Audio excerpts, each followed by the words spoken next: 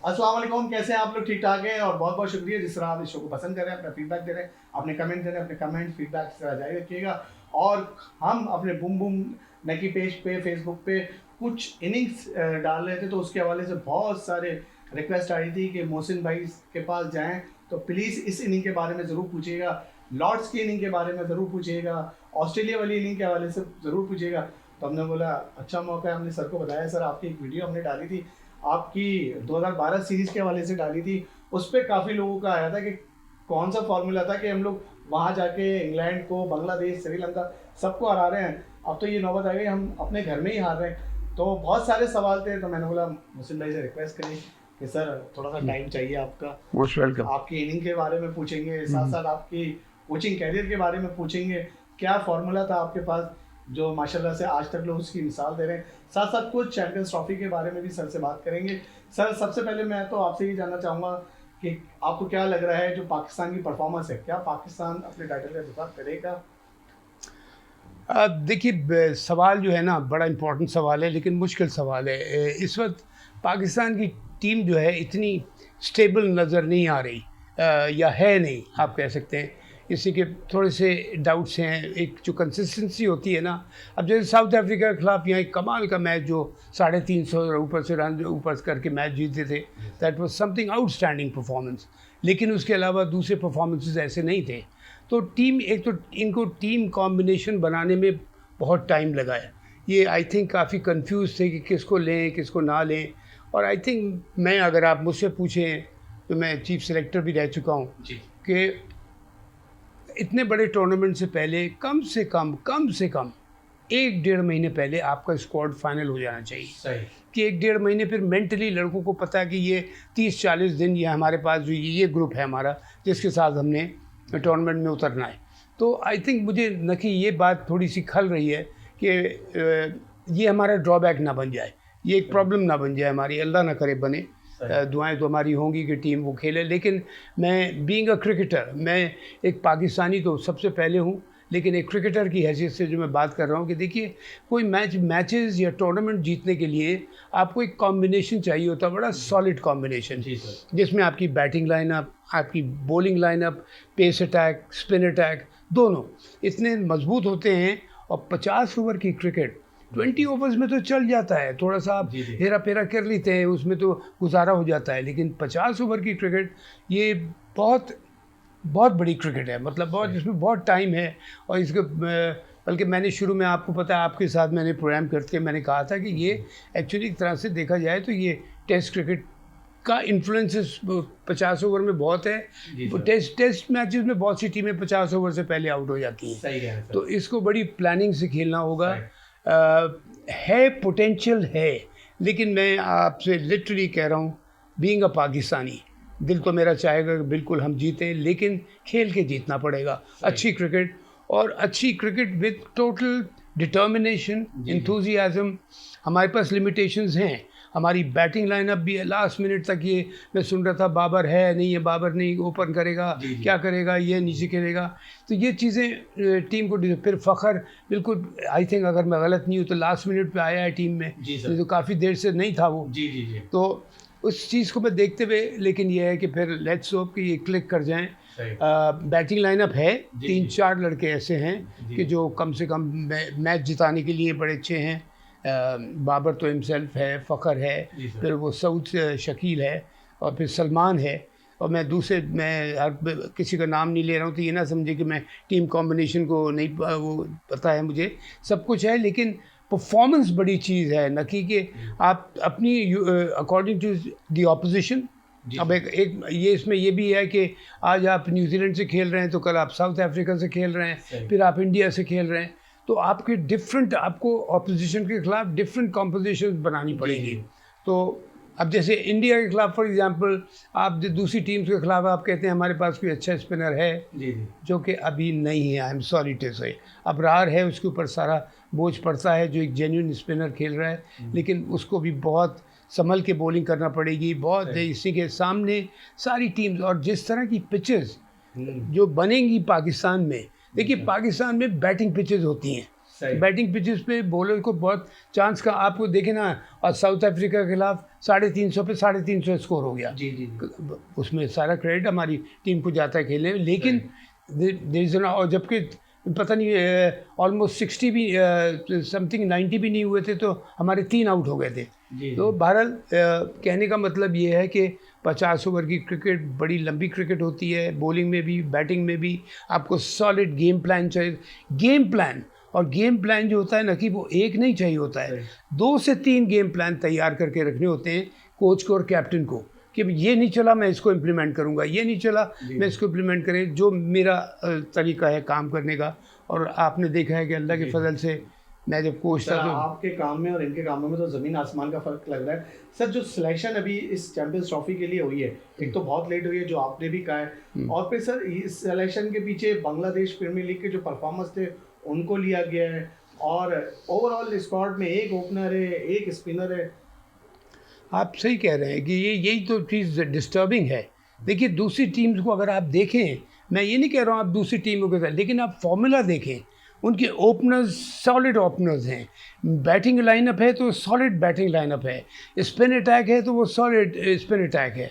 Even teams like New Zealand, Australia, south Africa, उन्होंने genuine spinners डाले हुए हैं। पेस अटैक तो है उनका, पेस अटैक हमारा भी अच्छा है, लेकिन और ये like I said 50 overs cricket न कि उसमें आपको 20 ओवर में एक बॉलर को, फास्ट बॉलर की बात कर रहा हूँ, 4 ओवर करने होते हैं।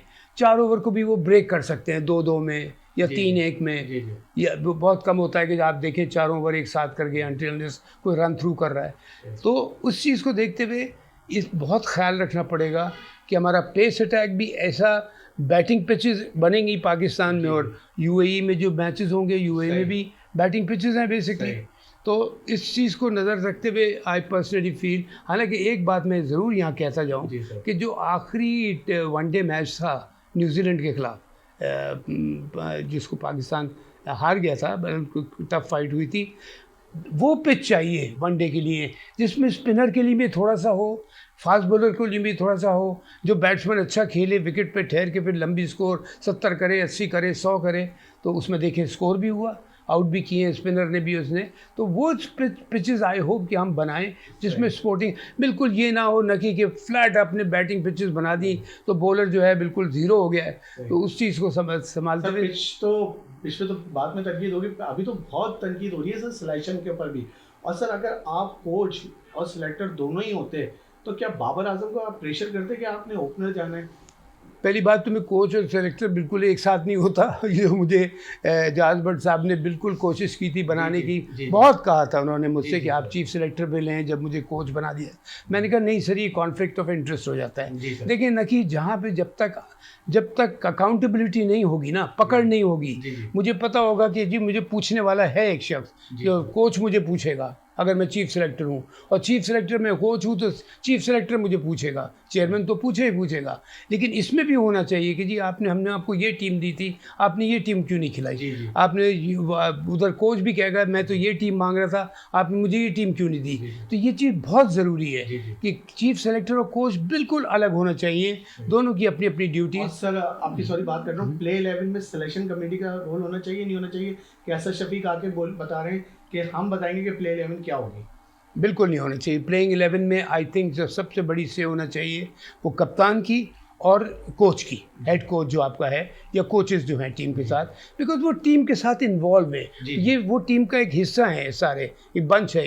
तो प्लेइंग 11 में I personally feel, because on the day क्या होता है जिस दिन मैच है, नो डाउट इतनी कंडीशंस डिफरेंट नहीं होंगी पाकिस्तान में, लेकिन अब मौसम ऐसा आ रहा है, कहीं ओस पड़ने का वो होता है, कभी थोड़ी नमी होती है पिच में, तो वो कैप्टन और कोच ग्राउंड पे देखेगा कि भाई, और सामने ऑपोजिशन को देखेगा कि ऑपोजिशन की कमज़ोरी क्या है, उसकी स्ट्रेंथ क्या है, उसकी मतलब जहाँ वो तगड़ा है उसके हिसाब से मैंने अपनी प्लेइंग 11 बना ली है, जहाँ वो कमज़ोर है उसको पकड़ने के लिए मैंने अपनी प्लेइंग 11 बना दूँ। कोई बाहर वाला आदमी थोड़ी बाहर बैठ के प्लेइंग 11 बनाएगा।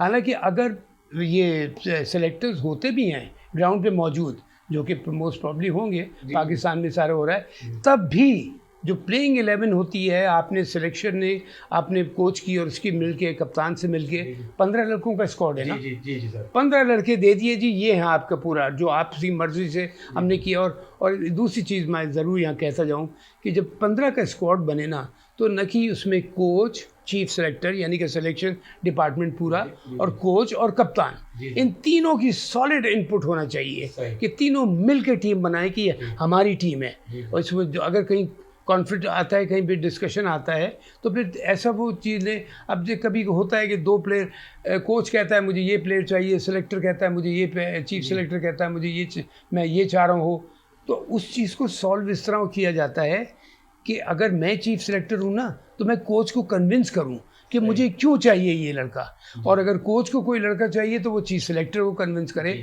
इस तरह फिर प्लेइंग 11 बनती है जाके, जो फिर, और जब एक दफ़ा बन गई स्क्वाड, फिर उसको ओन करते हैं दोनों, कोच भी और सिलेक्शन डिपार्टमेंट भी, कि हाँ ये हमारी टीम है। सही सर, आपने बोला कि पाकिस्तान में है तो सिलेक्टर होंगे, यहाँ तो ऑस्ट्रेलिया में भी सिलेक्टर चले आते हैं और हर जगह जा रहे होते हैं सिलेक्टर, और कहते हैं कि भाई मैंने प्ले 11 बनवानी है। सर बाबर आजम के हवाले से मैंने आपसे पूछा था, क्योंकि आप भी मिडिल ऑर्डर थे, फिर आप भी कामयाब तरीन ओपनर है पाकिस्तान के, तो बाबर आजम के साथ सर सही हो रहा है या गलत हो रहा है? देखिए, बाबर आजम का मैं नहीं सर, वो तो कुछ नहीं रहा उसके साथ। सर फॉर्म चली गई है उनकी, वो कह रहे हैं मुझे किंग ना बोलो, और उनका वैसे बैटिंग प्रॉब्लम क्या है सर? काफ़ी अरसे से फेल होते हुए आ रहे हैं बाबर आजम। उसकी कोई प्रॉब्लम नहीं है, उसको मैं कोई बड़ा बोल नहीं बोलता, काश मैं अगर होता तो अल्लाह के फजल से आपको बाबर की ये प्रॉब्लम नज़र नहीं आ रही होती। आउट होना एक अलग बात है, कंफ्यूज माइंड के साथ आउट होना एक अलग बात है। ठीक है जी, अच्छा बॉल तो किसी बैट्समैन को पड़ सकता है, पहला बॉल ही अच्छा पड़ गया, पता लगा आप पहली बॉल पे आउट हो गए।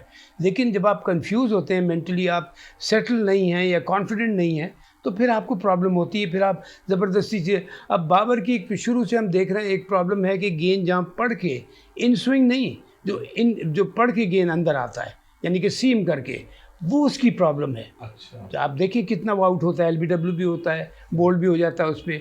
और आमतौर पर जितने भी अच्छे फास्ट बॉलर्स हैं वो इस बॉल की तलाश में रहते हैं कि इसको दो बाहर निकालेंगे, दो बाहर निकाल फिर एक अंदर लाएंगे, इस तरह करके।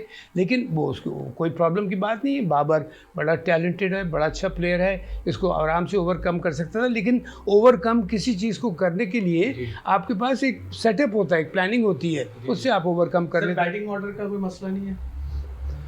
मुझे देखिए, बैटिंग ऑर्डर तो पहली बात तो आप फ़खर तो बिल्कुल कितने दिन पहले आया है टीम में, 2 दिन। कह रहे ना ओपनर नहीं है, उनको बिलावजी ओपनर बना के डालती है। नहीं, अब देखिए ना, वही तो बात है, अगर वो ओपनर नहीं है तो फिर नहीं डालना चाहिए, और अगर है तो फिर पहले से डालना चाहिए था। सही। आप उसको पहले से लेके आते। एक बैड लक हो गई, थोड़ी सी बैड लक, जो अल्लाह करे उसको सेहतियाब करे। साइम को वो अनफिट हो गया, वो बड़ा यूज़फुल होता है ख़ासतौर पे अपने पाकिस्तानी पिचेस के ऊपर भी। बाहर भी माशाल्लाह उसने कमाल की परफॉर्मेंस दी, तो वो एक है। लेकिन बहरहाल वो ऐसा फैक्टर नहीं है कि जिसकी वजह से हार जीत का मसला हो रहा है। सही। कोई एक प्लेयर से हार जीत का मसला नहीं होता। देखिए, क्रिकेट है टीम गेम, इसमें 11 प्लेयर मैच जीतते हैं, एक मैच नहीं, एक आदमी नहीं जीतता। Once in a blue moon कोई हो जाता है कि वो 6 आउट कर दिया, किसी ने स्कोर बड़ा ज़बरदस्त कर दिया, तो एक की वजह से वो जीत गया। जैसे फॉर एग्ज़ाम्पल इसमें जो साउथ अफ्रीका के खिलाफ इतने हाई स्कोर में जीते, जिसमें सलमान का और जो इसका रिजवान की जो पार्टनरशिप हुई, outstanding, it was like a miracle. ऐसी चीज़ें रोज़ रोज़ नहीं होती। तो टीम गेम है, 11 के लड़कों का ये होता है। अब जैसे मैं था, मैंने कहा देखो बेटा, हर प्लेयर 11 के 11 ये सोचे मैं मैच जिताऊँगा, मैं मैच जिताऊँगा। जब 11 लड़के इस डिटर्मिनेशन से उतरते हैं तो उसमें ज़रूर टीम को कामयाबी मिलती है। सही सर। अब उन 11 में से तो 10 तो आ गए पाकिस्तान क्रिकेट बोर्ड में जो आपके साथ थे। सर साइम अयूब का ना होने से पाकिस्तान को कितना नुकसान हुआ है? कोई ऐसा बड़ा नुकसान नहीं है, लेकिन नो डाउट वो बड़ा ज़बरदस्त टैलेंट ऊपर आया था और बड़ा यूज़फुल रहता है इसमें, इसलिए कि वो अटैकिंग बैट्समैन है, फील्डर भी अच्छा है, बॉलिंग बड़ी यूज़फुल बॉलिंग करता है वो, तो ऑलराउंड पैकेज है उसके साथ। और यंग फ्लैम्बॉयंट टैलेंट है जो कि बड़ा यूज़फुल रहता डेफिनेटली। लेकिन अब क्या करें, मजबूरी, इंजरी के लिए तो आप कुछ नहीं कर सकते। सर 2011 की वर्ल्ड कप की टीम आपने बनाई थी, उसमें सब चीज़ें थी, बैट्समैन, ओपनर, मिडिल ऑर्डर सब था, लेकिन हमने ये टीम देखी सर एक स्पिनर बस। कमाल है। वैसे आई टेल यू व्हाट, अगर मैं होता जी सर, अगर चीफ सेलेक्टर या हेड कोच तो या कैप्टन, मैं डेफिनेटली ये साजिद जो लड़का है, साजिद खान का, वो जो ऑफ स्पिनर है, जी सर, और वो दूसरा नोमान भी, दोनों ने आउटस्टैंडिंग परफॉर्मेंस दी है। लेकिन मैं साजिद खान को ख़ास तौर पे, अगर मुझे एक लेना होता दोनों में से, तो दोनों में से या तो मैं दोनों लेता पाकिस्तानी पिचेस को देखते। और देखिए एक बात और मैं आपको बताऊं, आप कभी इफ्स एंड बट्स पे नहीं जाते। आप बैटिंग लाइनअप पे जो कहीं एक जगह पे आप चले जाते हैं, यार ये भी कर लेता है, लेकिन 4-5 प्लेयरों के साथ आप ये नहीं जाते कि अरे ये भी कर लेता है, ये भी कर लेता है। इनके साथ नहीं हो। आपको सॉलिड लेना, बैट्समैन है तो बैट्समैन है, फास्ट बॉलर है तो जेन्युइन फास्ट बॉलर है, हाँ उसके बाद एडेड उसके पास कोई एक हेल्प है तो वो ठीक है, वो टीम को मिल जाएगी। स्पिनर है तो मेरा जेन्युइन स्पिनर है कि जो मुझे मैच जिता के देगा, ये नहीं कि वो आगे चिपन करने। चिपन प्लेयर्स इक्का मुश्किल से दुक्का भी नहीं, एक प्लेयर आपको होता है जो चिपन कर दे कि उसको कभी ज़रूरत पड़ी तो बैट्समैन है तो बॉलिंग भी करवा ली, उसने कुछ कर दिया। अदरवाइज़ आप सॉलिड उसके साथ आते हैं। और स्पिनर हमारे पास इसमें पाकिस्तान में मैच है, जी पाकिस्तानी पिचेस, पाकिस्तान को दुबई में भी खेलना है इंडिया से सर। भाई नेचर ऑफ पिचेस तो ऑलमोस्ट सेम है ना। जी। कराची, पाकिस्तान में जितने भी ग्राउंड पे मैच होगा और दुबई में जितना भी है, सारा नेचर एक ही है। तो वहाँ पे स्पिनर्स बहुत इंपॉर्टेंट। अब देखिए ना, दूसरी टीम है, न्यूजीलैंड को देख लें आप, इंग्लैंड को देख लें, ऑस्ट्रेलिया को देख लें, जहाँ पे फास्ट बॉलर्स डोमिनेट करते हैं, वो अपने साथ स्पिनर्स लेके आए हैं। सही, इसलिए उनको पता है कि यहाँ पे एक तो दूसरी बात गर्मी होगी, उनके लिए तो गर्मी होगी ना, हमारे लिए शायद भला थोड़ा सा मौसम ठंडा हो जाए। तो इस लिहाज से स्पिनर्स बहुत इंपॉर्टेंट रोल प्ले करेंगे। और अगर मुझे खुशी होती है अगर दोनों स्पिनर जो हैं साजिद और नोमान, अगर वो उसको रखते, उनको ज़रूरत पड़ सकती है किसी वक्त भी आप खिलाएं एकदम, अगर ऐसी से। लेकिन साजिद अगर एक लेना था तो साजिद लेते कि बिकॉज वो बड़ा यूजफुल क्रिकेटर है, he is a very fine bowler, he is a tremendous fielder and he is a team man. और जो मैंने उसको बात देखी है ना कि वो फाइटर है, वो शेर है बिल्कुल इस तरह। तो ये चीज़ें बहुत ज़रूरी होती हैं। सर पाकिस्तान की फास्ट बॉलिंग को क्या कहेंगे? 300 पे 300 बनवा रहे हैं। शाहीन की वो परफॉर्मेंस नहीं है, वो फिटनेस नहीं है, नसीम में भी वो फिटनेस नहीं है। शायद सारा ध्यान नसीम भाई का कहीं और लगा हुआ है सर। कहाँ सर? सोशल मीडिया पे चल रहा है। अच्छा जी सर। अच्छा, मैंने उसको देखा नहीं, लेकिन बाद में ही कह रहा था कि पाकिस्तान का पेस अटैक अच्छा है। लेकिन आपने बात बिल्कुल ठीक कही है, इंजरीज। जी सर। शाहीन को इंजरी प्रॉब्लम है, नसीम शाह को इंजरी प्रॉब्लम है, हारिस रऊफ को इंजरी प्रॉब्लम है। तो कौन बचा आपके पास? एक फास्ट बॉलर बचा जो हसनैन और फ़हीम अशरफ सर। हाँ, फ़हीम अशरफ को भी वो स्क्वाड में है ना। जी सर, स्क्वाड में उन्होंने बांग्लादेश में अच्छा परफॉर्म करा था तो हमारे सेलेक्टरों ने ले लिया सर उनको। हाँ नहीं, बार ठीक है, अब ले लिया। अब तो देखिए, अब तो स्क्वाड में है ना। लेकिन ये है कि मैं फ़हीम अशरफ ऑलराउंडर है, लेट्स होप कि वो कारआमद हो सकता है, कारआमद सा अगर वो सर लास्ट मैच में हुए नहीं थे। और सर आप सिलेक्टर भी रहे, मैं पाकिस्तान की फास्ट बॉलिंग पे भी पूछूंगा। एक तस्वीर सोशल मीडिया पे आई है और आप हर इंटरव्यू में कहते हो कि मैं कोई सिफारिश कोई नहीं बर्दाश्त करूंगा, और सर उनकी सिलेक्शन पे तो साफ और सीधा सिफारिश ही आ रहा है। हाँ नहीं, इसकी इस बात कर रहे हैं ना आप, फ़हीम अशरफ की। हाँ, और वो भी आखिर में आया है बिल्कुल। अब मैं तो अब इसको इस तरह देख रहा हूँ कि नकी जो भी है, ये 15 प्लेयर हैं आपके, जो केस कौन कैसे आया है। लेकिन जो मैं सर आपका भी वो होता था ना, नहीं भाई मैं इस सिस्टम पे तो जाऊंगा ही नहीं, साफ बात है, सवाल ही नहीं पैदा ना रहे। लेकिन मैं इस चीज़ में बिलीव करता हूँ कि ये आपके मेरे घर की टीम नहीं है, ये पाकिस्तान की टीम है। सिफारिश तो सवाल ही नहीं पैदा होता, डिज़र्विंग है उसकी सिफारिश करके उसको लेके आए आप टीम में, लेकिन ज़बरदस्ती किसी को लेके नहीं आए। अब लेट्स होप कि फ़हीम अशरफ है, ऑलराउंडर है, बड़ा यूजफुल क्रिकेटर है। लेट्स होप कि वो टीम को कारआमद साबित होगा टीम के लिए। तो अब इन 15 को देख के लेके चलना है कि भाई इस 15 से हम, मेरे हिसाब से पोटेंशियल है, लेकिन हम फेवरेट्स कहीं से नहीं है।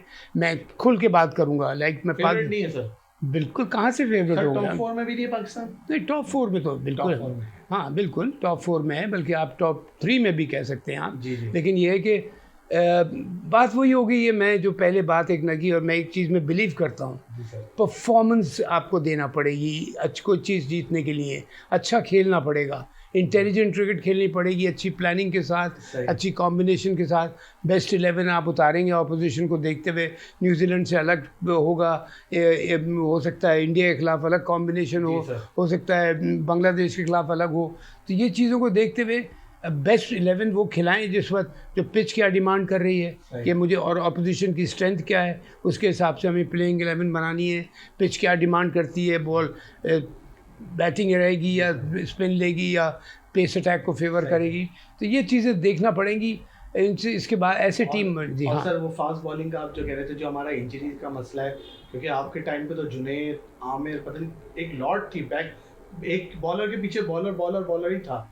वो तो मैंने एक काम और कर लिया था ना कि उसका जो मुझे फ़ायदा अल्लाह के फजल से हुआ कि हमने एक जगह के लिए 2 से 3 प्लेयर तैयार करके रखे हुए थे कि एक प्लेयर अगर खुदा न खास्ता देखिए इंजर्ड, कभी भी चोट लग सकती है किसी प्लेयर को, फास्ट बॉलर को नहीं, बैट्समैन को भी चोट लग सकती है, तो आप रिप्लेसमेंट एक रखें। मे बी उसका 100% रिप्लेसमेंट नहीं होगा, उसका एटलीस्ट 85 to 90% तो उसका रिप्लेसमेंट होना चाहिए ना। कि अगर खुदा न खास्ता ये इंजर्ड हो गया, चोट लग गई, कोई बात हो गई, बीमार पड़ गया, लोग रात को सोते हैं, पता सुबह उठ के सख्त तबीयत ख़राब होगी, बुखार हो गया है कोई, तो कैसे खेलेगा। तो उस चीज़ के लिए मैं कहता हूँ कि 15 का ऐसा स्क्वाड होना चाहिए कि हमारे पास पूरा इंग्रेडिएंट है। अब इसमें से हमें पिक करना है कि किसके खिलाफ हमने कौन सी टीम खिलानी है। सर कप्तान के बारे में क्या कहेंगे, मोहम्मद रिजवान?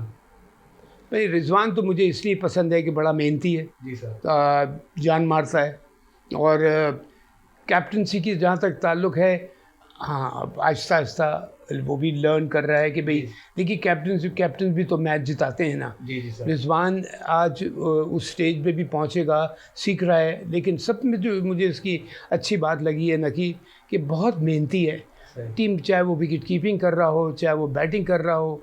तो और अभी जैसे एक उस मैच में जो बड़ा मैच हुआ था लॉन्ग टॉल स्कोरिंग, तो उसने 50 ओवर कीपिंग की, उसके बाद उसने बैटिंग की है, भाग भाग के उसके क्रैम्प्स पड़ जाते हैं उसको, लेकिन फिर भी खेलता रहता है। सही। तो ये चीज़ जो होती है ना, बड़ी इंपॉर्टेंट चीज़ होती है एक प्लेयर्स के लिए मिसाल बनना कि देखो गिर रहा है, पड़ रहा है, लेकिन लगा हुआ है टीम को मैच जिताने के लिए। तो इस लिहाज से मैं देखता हूँ कि Rizwan is a very fine, very मेहनती क्रिकेटर है और टीम के लिए जान मारता है, जब बैटिंग कर रहा हो या फील्डिंग कर रहा हो, कप्तानी में नो डाउट। और यहाँ ये भी है बात कि बाबर है, एक्सपीरियंस है, और दूसरे जो कोई लड़के हैं उनसे आई थिंक रिजवान की जो मुझे नेचर लगती है, जो मैं फील करता हूँ, मैं उसको मिला नहीं कभी, कि वो कंसल्ट भी करता है लड़कों को, जो कि अच्छी बात है। सिर्फ ग्राउंड ऑफ द फील्ड नहीं, ऑन द फील्ड भी डिस्कस करता है। तो उसके साथ जैसे टीम में 2-3 सीनियर प्लेयर हैं तो डिस्कस भी कर करके बेस्ट हमको रिज़ल्ट चाहिए। रिज़ल्ट हम